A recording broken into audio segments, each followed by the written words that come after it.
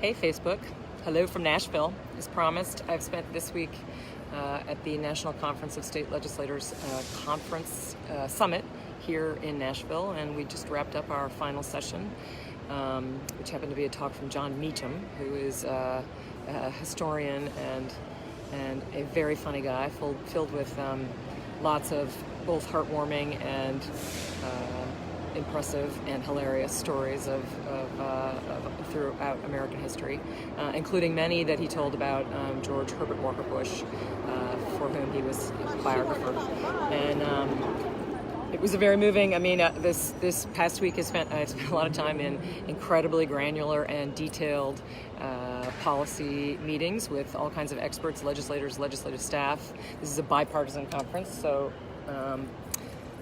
that's an important thing for me because I am definitely, I think it's a better way to take on information when you're in the room with people from both parties and you can listen to one another. This is not a place for partisan snark, and I think that's really destructive in our politics today. And that's something that actually Jon Meacham talked a lot about in our final session.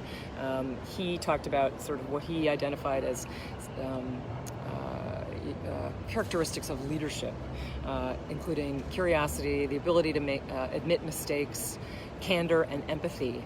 And the empathy, takes many forms. As another one of our speakers, Wes Moore, he was the introductory speaker, who reminded everybody of our responsibility to represent everyone, not just the people who have expensive lobbyists and not just the people who, scream a lot on social media, but people throughout, our districts and our state, and that's important to me. And Meacham talked about, that's part of what empathy is, and it's also there's a part of empathy that has a lot to do with partisanship, which is, as I've said in other times, partisanship is not necessarily a bad thing because it can be a way to share information. The two major parties in the United States stand for different things, particularly today, but it's reflexive partisanship that's a problem. It's that instinct towards immediately demonizing or saying snarky things about someone else. And my own little personal story that I was thinking about while Meacham was speaking is that I remember being, when I was in law school, I was a young, politically active person, and I had this refrigerator magnet that had some snarky things about George Herbert Walker Bush, because I was honestly reflexively opposed to him. And it's one of those things that has stuck with me over time. The more I learned about him and the way he approached his political life, his personal life, the way he conducted himself, the way he honored others and didn't put himself in front of things and allowed himself to be criticized for things when he was thinking about the bigger. Doesn't mean I always agree with his policies. Those political differences will remain, but to admire his character, it just, for me, it's a moment of remembering to take a breath and to try to find that common ground and to listen to somebody, what they're trying to say to you before you automatically put yourself in the position of disagreeing. So as I said, we have some big picture, really inspiring speakers and days packed with all kinds of smaller panels, some on big topics, some on littler topics. I had the privilege of participating on a panel on connectivity, particularly rural connectivity and 5G, which was really great. Met a couple of other legislators who are dealing with similar situations in other parts of the country, which is one of the most valuable things about coming to a conference like this. And also an expert from the Brookings Institution who's working on equitable access and making sure we pay attention to that digital divide, lest we leave more people further behind as technology races forward, which that's a fact on the ground. So paying attention to who is going to have access to it and that we all get a chance to succeed from what technology can provide us is really important. So that was a fantastic panel.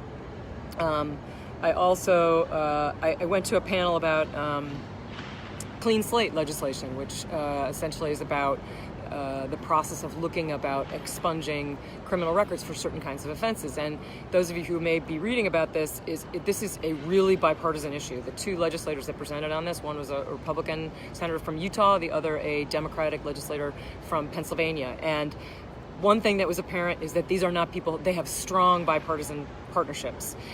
They're not snarky.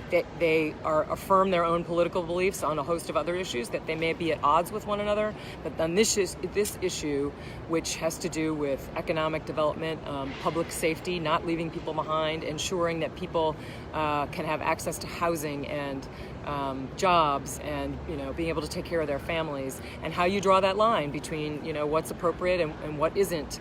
That was a really powerful conference, and one that was clear that bipartisanship was really important.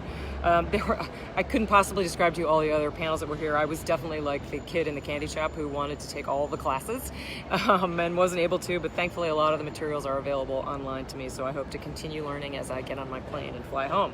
But we also had one of the other early panels I went to was a behavioral economist from here in Tennessee, talking about addiction and about actually the epidemic that we are currently facing, the unprecedented epidemic we're currently facing with respect to mental and behavioral health here in the United States, and its connection to loneliness, disconnecting from society, technology, sleep, addiction, all of these things, and they're interrelated, and there's a lot of data that we can look at, and there are a lot of things that we know about how to affect human behavior, and it's pretty clear from some of that data that addressing mental and behavioral health is one of the most powerful levers we have to address this, and we need to be serious about how we get those resources in the hands of from the youngest children to aging populations, both of which are suffering from this.